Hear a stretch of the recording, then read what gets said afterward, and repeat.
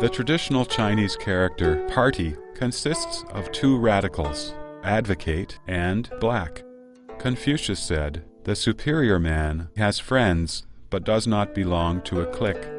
In Chinese history, party or party member, which can also be interpreted as gang or gang member, carries a derogatory meaning. The Communist Party emerged, grew, and eventually seized power in contemporary China.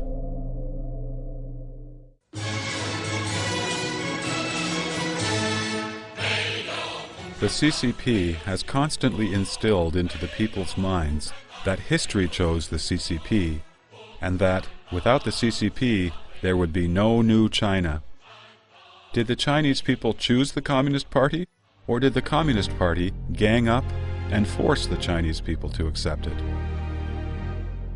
Let us review China's history in the 20th century to seek the real answers.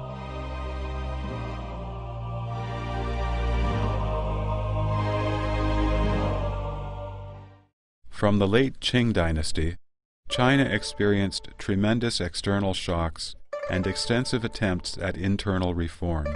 The entire Chinese society was in disarray.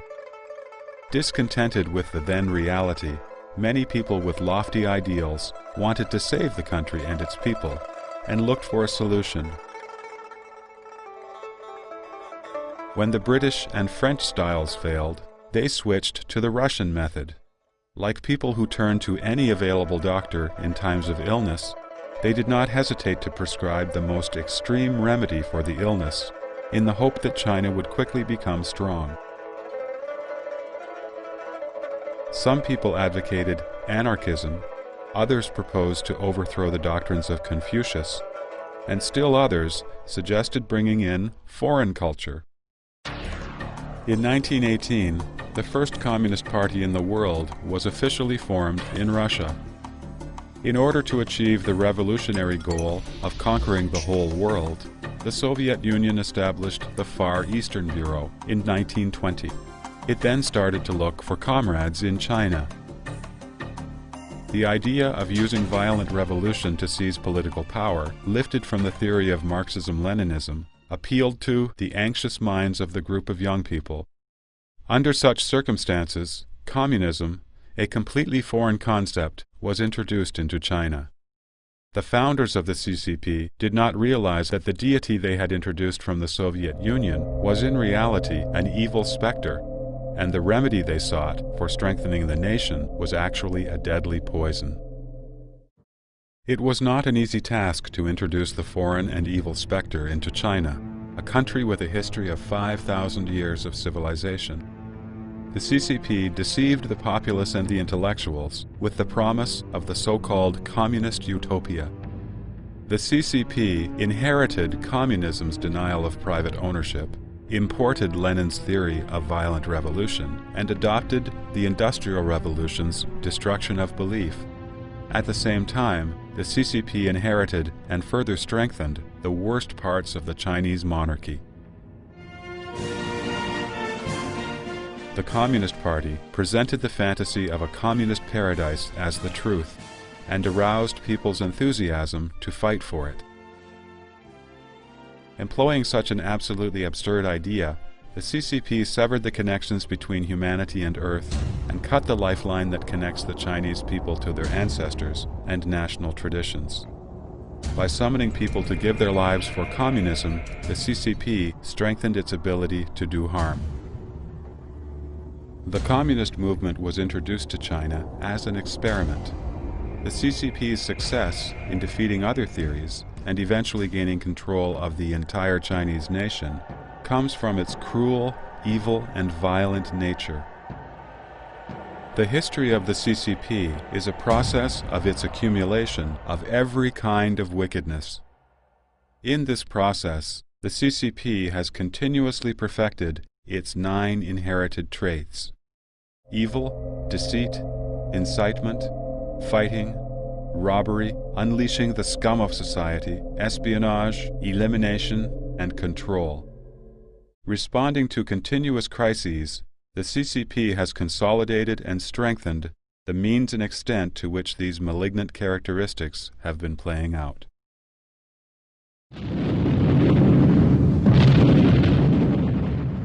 月革命一声炮响，给我们送来了马克思列宁主义，走俄国人的路，这就是结论。 The CCP acknowledges that it is a religion imported from other countries. From ideology to experience, from organization to capital, everything is brought in from the Soviet Union.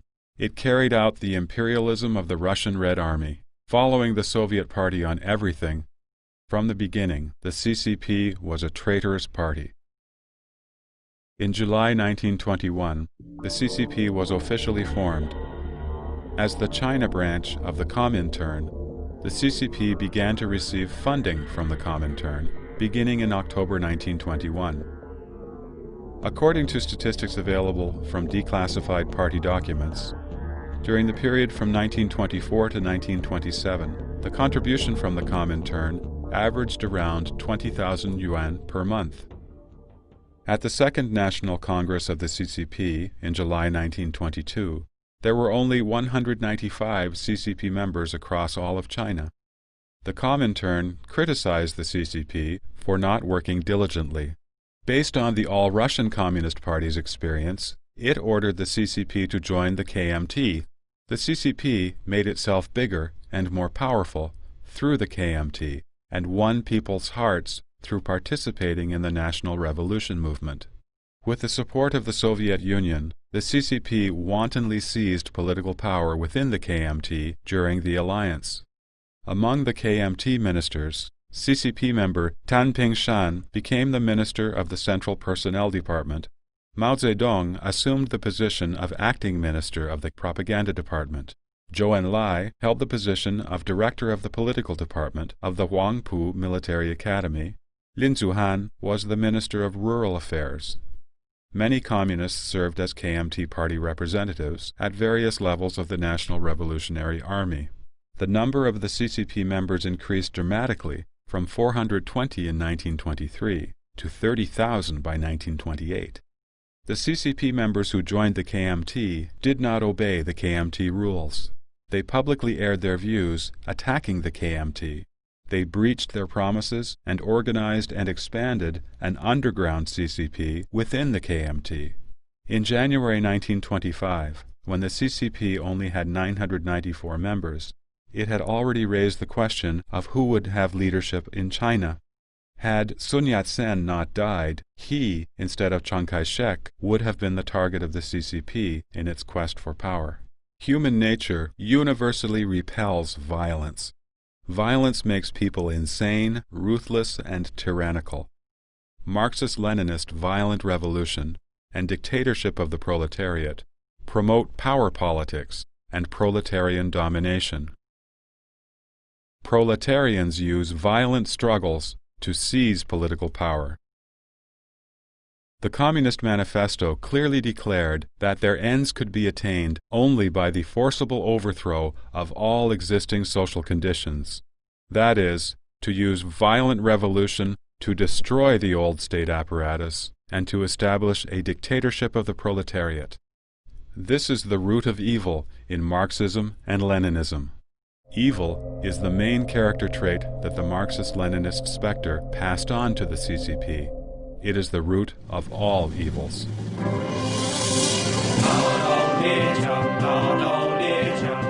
In order to overthrow the warlords and restore peace that people had been expecting for so long, the KMT government began the Northern Expedition in February 1926. Ignoring the people's wishes and interests, the CCP used all kinds of schemes and intrigues to sabotage the Northern Expedition in order to seize political power. From October 1926 to March 1927, the CCP launched 3 armed rebellions in Shanghai. During the Northern Expedition, they distributed flyers everywhere, put up banners, and organized workers to strike. Picket squads of workers, organized by the CCP, engaged in violent conflicts with the police almost daily. The KMT government had to assign the army to assist maintaining social order. The KMT became impatient with the CCP's blatant provocation and decided to thoroughly purge its members. On April 12, 1927, the National Revolutionary Army disarmed the workers' picket squads in Shanghai and took over the Shanghai General Labor Union, which was the CCP's rebellion headquarters in Shanghai. At that point, the first CCP-KMT alliance was declared a failure and ended in blood and slaughter. However, the CCP twisted the facts and accused Chiang Kai-shek of betraying the revolution. When the National Revolutionary Army was at war with the warlords, the CCP was advocating peasants to rebel and to confiscate land from its owners in the rural areas. Between April and May in 1927, under the banner of "The Peasant Association has supreme authority," the entire area of Hunan province was shrouded in red terror, with violent mobs instigating rebellions all over. CCP leader Li Lisan's father was killed by the Peasant Association. National Revolutionary Army Corps Commander He Zhan's father was paraded around and publicly criticized until his death. The family members of middle and lower class officers and soldiers from the Northern Expedition Army were also killed. The horrible sight of it was very similar to that of the Cultural Revolution, when countless other people were tormented. This is the well-known Hunan peasant movement. The deeply rooted patriarchal clan system in the Chinese countryside served as a fundamental barrier to the Communist Party's establishment of political power. The rural society initially had a harmonious relationship between the landowners and tenants. Landowners lent land to peasants so that they could make a living, and in return, the peasants paid rent to support the landowners. This somewhat mutually dependent relationship was twisted by the CCP into extreme class antagonism and class exploitation. The CCP took advantage of the rebellion of social scum and hoodlums in the rural areas to establish the CCP's new social order for the revolution. These scum of society were praised by Mao Zedong as the bravest and firmest in the revolution in the rural areas. Unleashing the scum of society and robbery became the second and third inherited traits of the CCP. Taking advantage of the rebellions of hoodlums can be said to be the CCP's tradition. In 1871, a group of lumpen proletarians rebelled and occupied Paris and formed the Paris Commune. They are the ancestors of the CCP. During the rebellion of the Paris Commune, they cruelly killed the Archbishop of Paris and clergymen. They set fire to palaces, destroyed buildings, and censored the press. From then on, they regarded seizing political power as the most direct and convenient means for reaping without laboring. During the Cultural Revolution, in a debate over the term lumpen proletarians, the CCP felt that the word lumpen did not sound very good, so the CCP simply replaced the term with proletarians. Robbing can help the proletariat become men of property. Forming an army to establish its rule through military force requires arms, food, and money. Yet the best way to raise funds is to rob.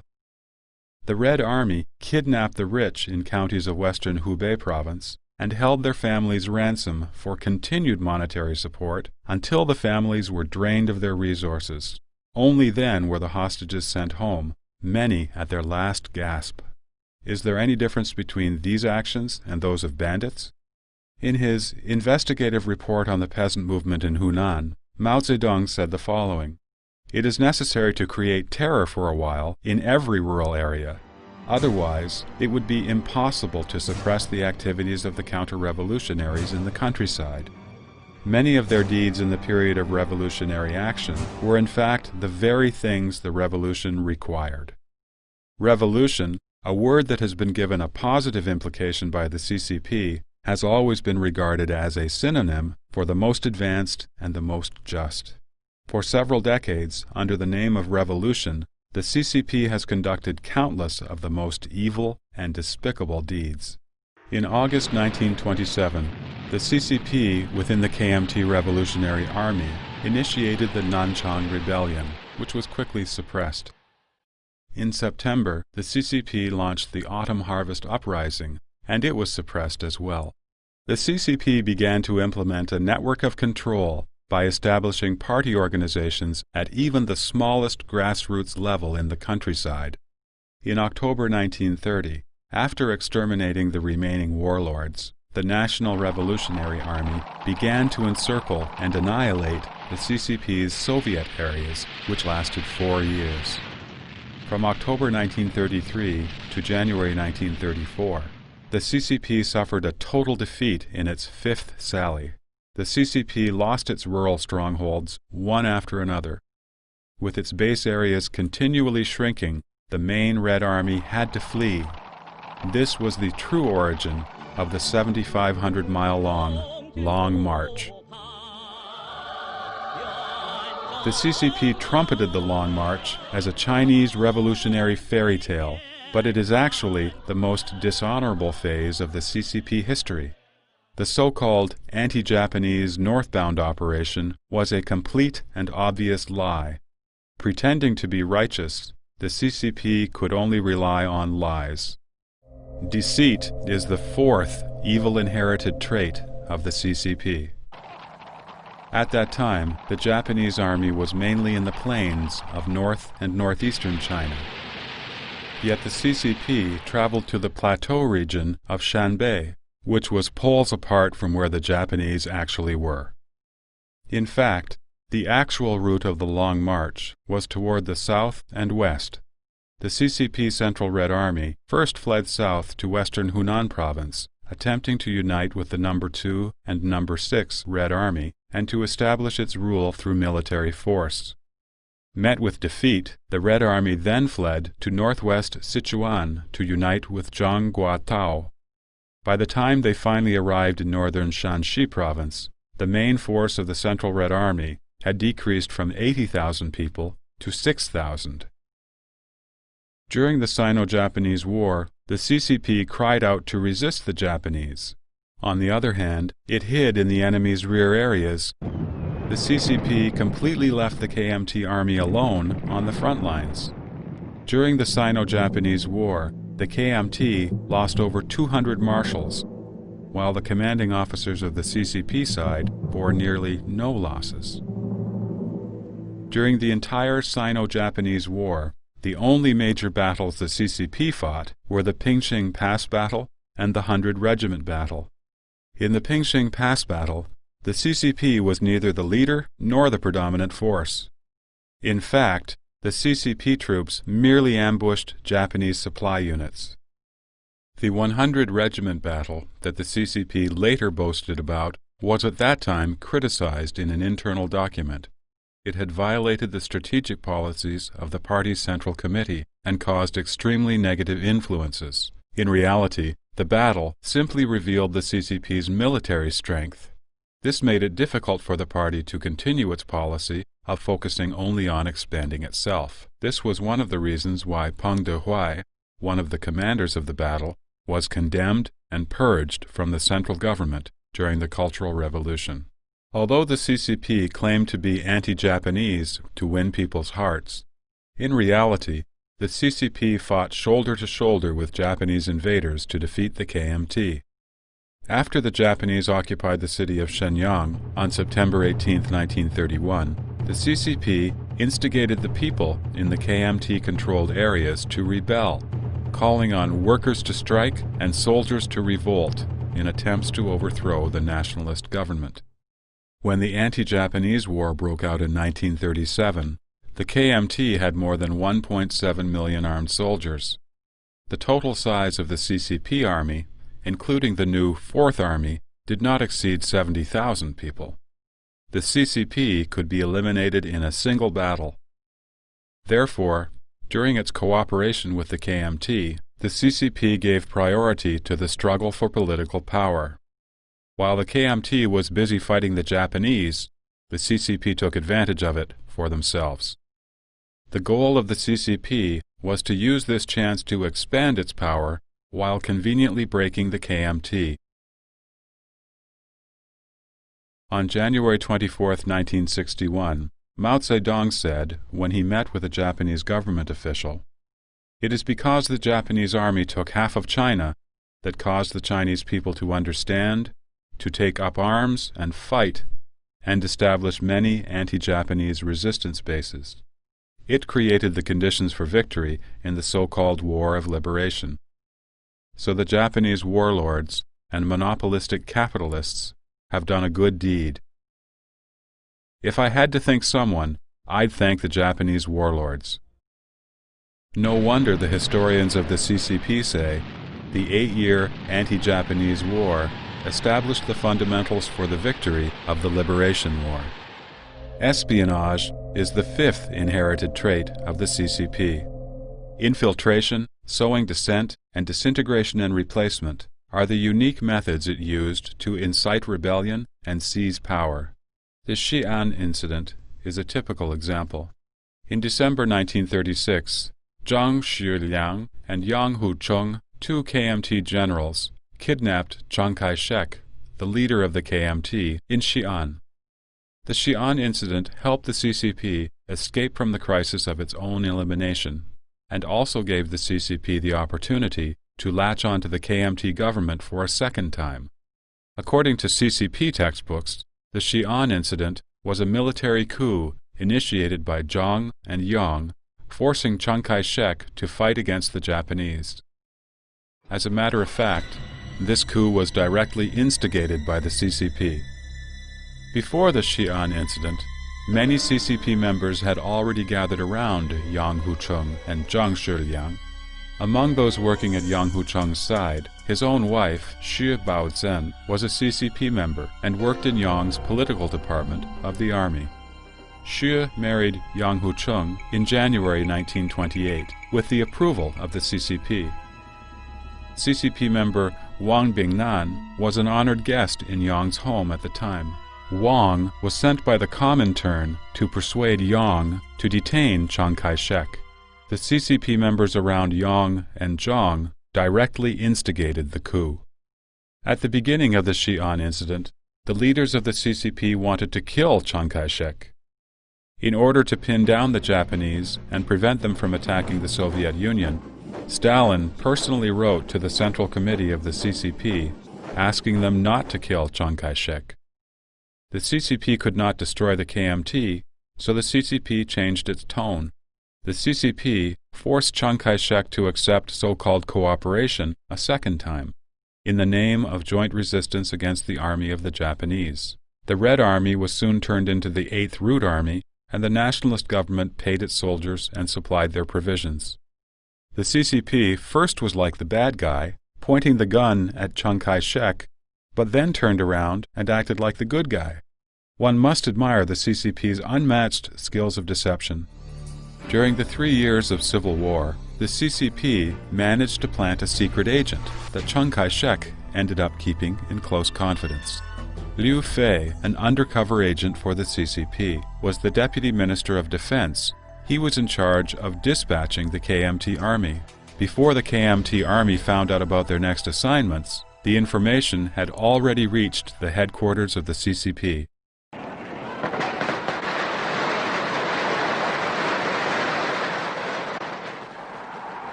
After the anti-Japanese war was over, with the strength it had accumulated during the 8-year war, the CCP then enjoyed the fruits of the labor of the KMT. The CCP selfishly launched the so-called War of Liberation to overthrow the KMT government, bringing the disaster of war to the people of China once again after they had just finished 8 years of war. In 1947 and 1948, the CCP signed the Harbin Agreement and the Moscow Agreement with the Soviet Union.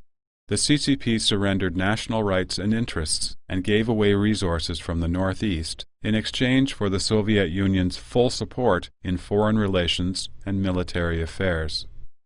According to these agreements, the the CCP promised the Soviet Union special transportation privileges in China's northeast, provided the Soviet Union with products from the northeast, such as cotton and soybeans, and military supplies in exchange for advanced weapons. The CCP granted them preferential mining rights in China, allowed them to station armies in the northeast and Xinjiang, and permitted them to set up the Far East Intelligence Bureau in China. If war broke out in Europe, the CCP would send an expeditionary army of 100,000 plus 2 million laborers to support the Soviet Union. In addition, the CCP promised to merge some special regions in Liaoning province into North Korea, if necessary. The resources and capital the CCP used in the Civil War were accumulated by not putting up resistance against the Japanese, as well as by selling out China's national rights and interests.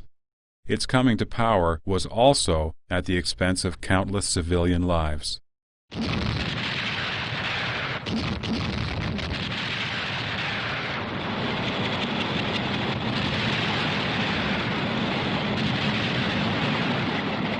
The CCP is well known for its huge crowd strategy. They sent thousands of unarmed civilians to the front lines, forcing the KMT to either murder them or give up. They called it using a sea of people in the war of the people. When besieging the city of Changchun in 1948, in order to exhaust the food supply in the city, the People's Liberation Army was ordered to forbid the people from leaving the city. As a result, during the 2 months of siege, nearly 200,000 died of hunger or froze to death in the city. After the battle was over, the CCP, without a tinge of shame, proudly proclaimed that they had liberated Changchun without firing a single shot. Using ways like this, the CCP used harsh violence and deception, sinister and ruthless methods, successfully chased the KMT away from the mainland. The Communist Manifesto relates the Communist Party's historical and philosophical basis to class conflict and struggle. The proletariat broke free from traditional morals and social relations for the sake of seizing power. Communist philosophy promotes fighting. Struggle relies on hatred. Where hatred does not exist, it can be incited and created. Incitement and fighting are the 6th and 7th inherited traits of the CCP.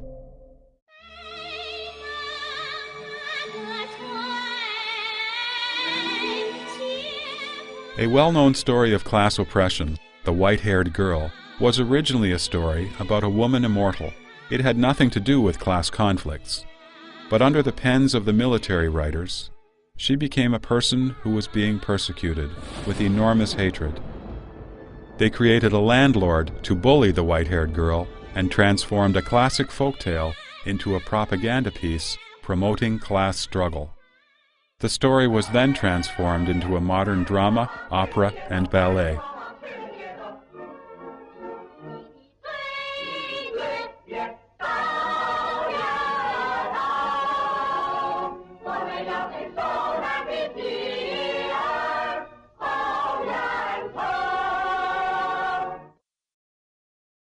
Inciting the masses to struggle against each other is a classic trick of the CCP. That is where the formula for class division comes from, making 95% of the population struggle against the remaining 5%. The CCP has made full use of and developed this technique in many of its political movements. People classified into the 95% were safe, but those within the 5% were enemies and were struggled against. Out of fear and to protect themselves, most people strived to be included in the 95%. This resulted, though, in many cases in which people brought harm to others, even adding insult to injury. Fighting, to the CCP, is more than the armed forces and armed struggle. Mao Zedong said, "A revolution is not a dinner party, or writing an essay, or painting a picture, or doing embroidery. A revolution is an insurrection, an act of violence by which one class overthrows another." We need to struggle to seize power, and we also need struggle during periods of peace.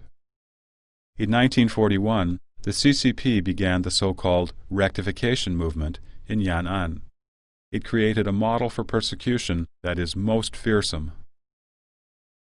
The first step of the rectification was to set up individual personnel archives. One had to list all acquaintances since birth, all important events, and the times and places of their occurrence. Emphasis was placed on personal thought processes during these social activities. Evaluation based on party nature was even more important, and one had to confess any anti-party thoughts or behavior in one's consciousness, speech, work attitudes, everyday life, or social activities.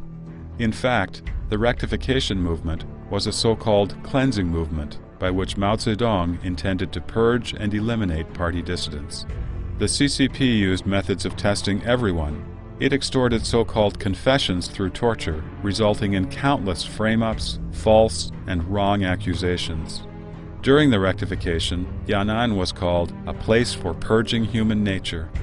According to the Guangdong District County statistics, the number of types of corporal punishment they used was around 24.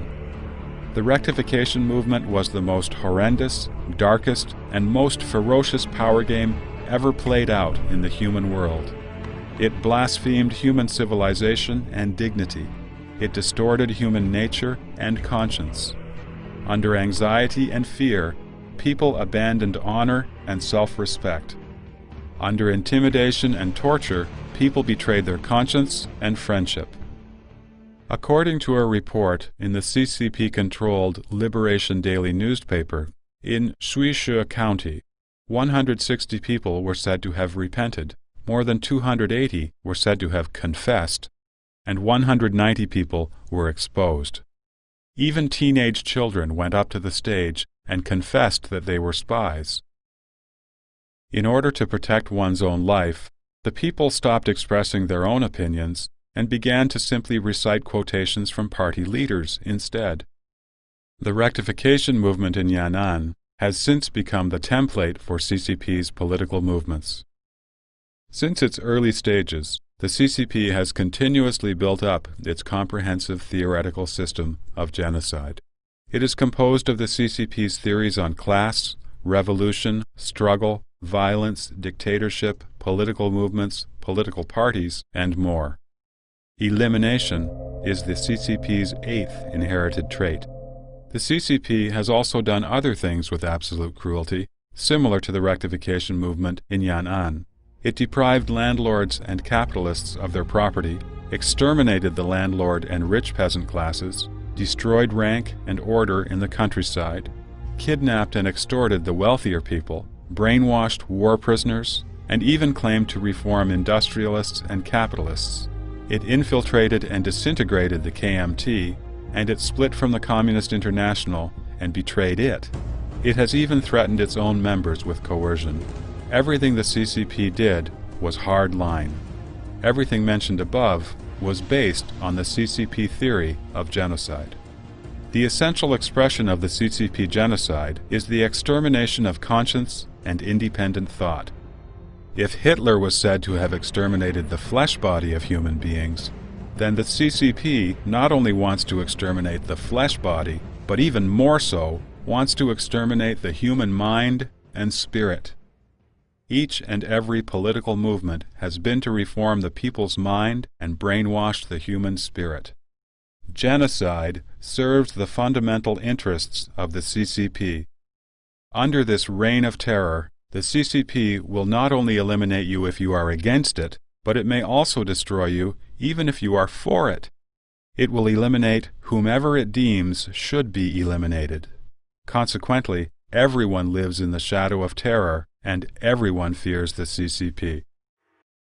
All of the CCP's inherited traits and means aim to achieve one single goal: control. To control is the CCP's 9th inherited trait.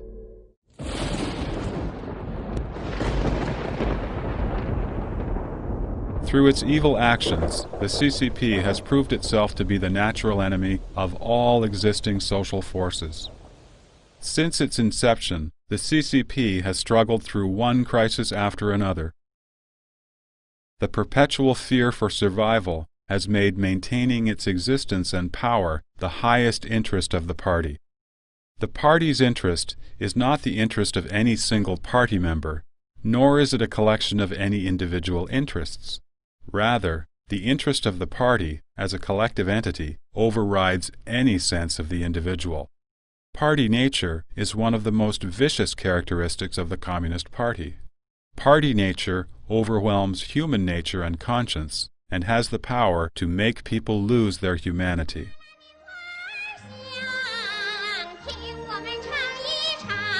The beautiful melody of this folk song from northern Shanxi province is a familiar tune to people's ears, yet the scent rising from this flower basket is not that of any grain or cotton flowers, but rather of the opium poppy. The scent, indeed, was opium, and Mao Zedong named it the revolutionary opium. In 1942, in order to build up its financial resources for a civil war, a mass production movement was launched in Yan'an.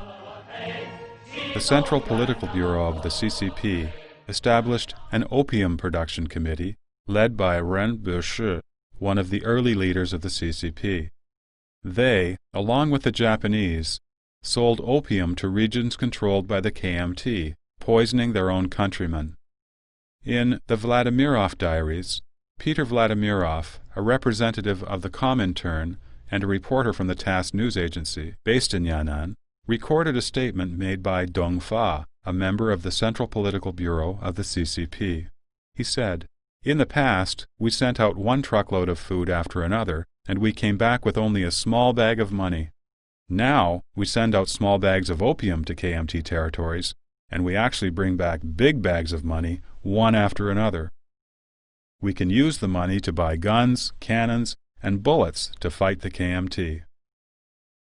At the 100th anniversary of the birth of Ren, the director of the Opium Production Committee, his party nature was highly praised by the CCP, claiming him to possess superior character, a firm belief in communism, and unlimited loyalty to the cause of the party. He was a model party member. Upon gaining power, the CCP expanded its party nature even further. It successfully launched a campaign of mind control to mold new party tools and screws, such as Lei Feng. These protocols demanded the Chinese people to willingly comply, obey, and cooperate for the benefit of the party. Under CCP rule, everything is done for the interest of the party. Nothing is done for the people, because the party interest overrules everything. When it comes to the party's interest, there is no right from wrong, no good from evil, no justice. The CCP uses party nature to control the entire party and subsequently the rest of society. Clothed in the name of the nation, party nature has been forced upon the people as a set of proper thoughts, a range of stereotypical behaviors, and a regulatory system. From the party leader to the ordinary people, not one person was left out. After several decades of brainwashing, the party nature way of thinking has become inherent in the Chinese people. They became self-restrained, self-compliant, and self-disciplined. The CCP is as hard as steel. It has discipline as solid as iron and has unified intentions.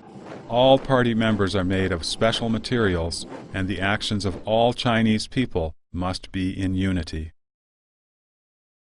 The CCP has a life of its own, with its own independent body.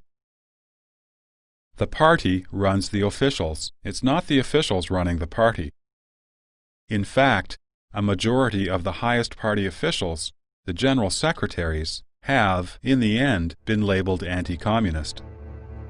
The founder of the CCP, Chen Duxu, was an intellectual and a leader of the May 4th student movement in 1919. He showed himself not a fan of violence and warned the CCP members that if they attempted to convert the KMT to communist ideologies, or had too much interest in power, that would certainly lead to strained relationships. While being one of the most active in the May 4th generation, Chen was also tolerant. However, he was the first to be labeled a right-wing opportunist.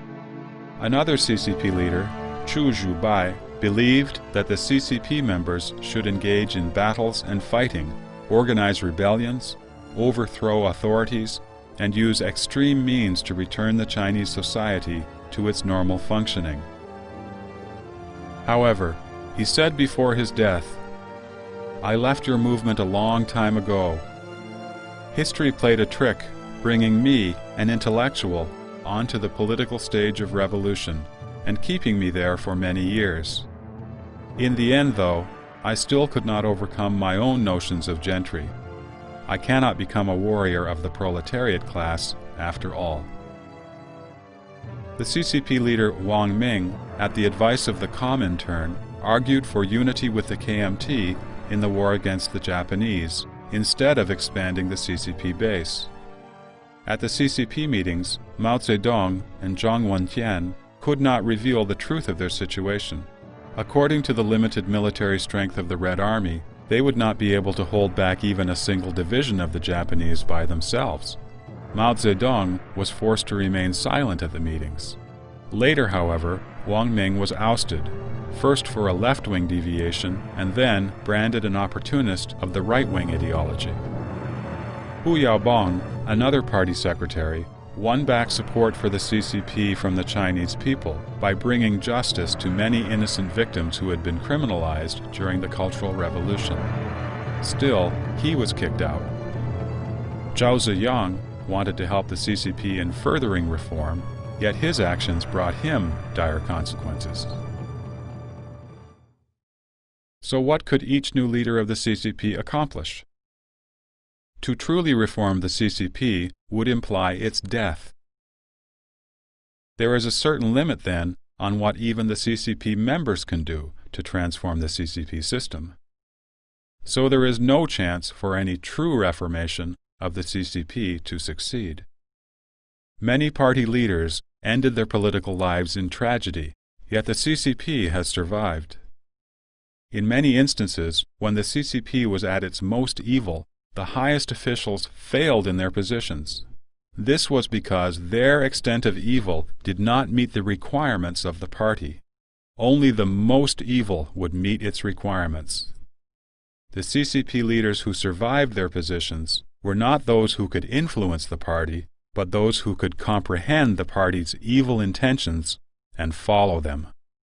No wonder party members were capable of battling with heaven, fighting with the earth, and struggling against other human beings. But never could they oppose the party.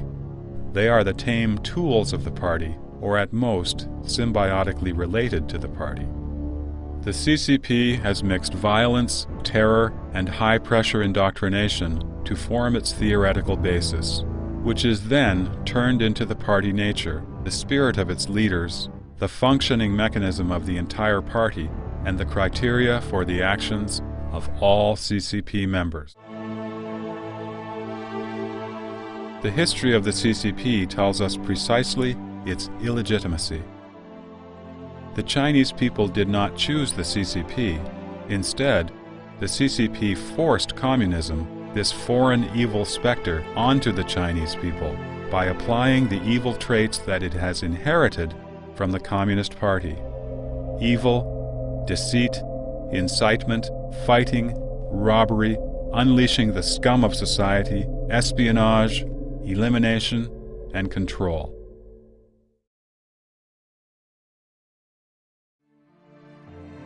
When the Communist Party needed workers, it named them the leading class and pioneers of the proletarian revolution.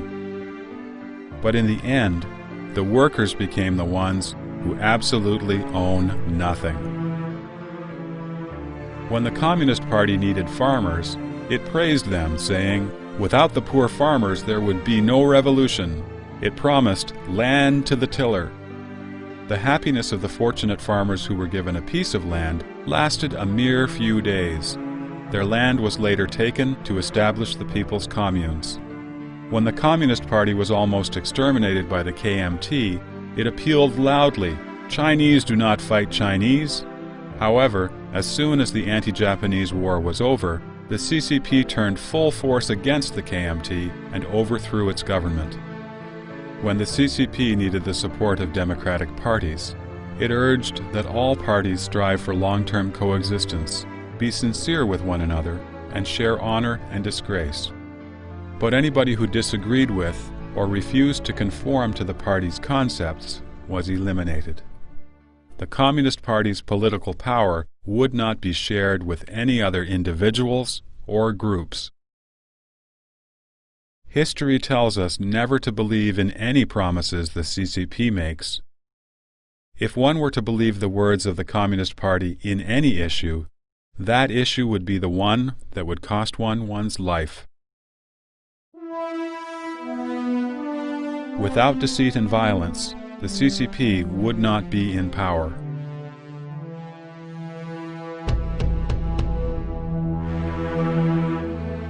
For the past several decades, the CCP has brought ceaseless disasters and endless miseries upon the Chinese people. The indulgence of the CCP in wanton massacre and willful persecution throughout China has been the greatest misfortune for the Chinese people. To be free from the CCP shackles will bring new hope to China.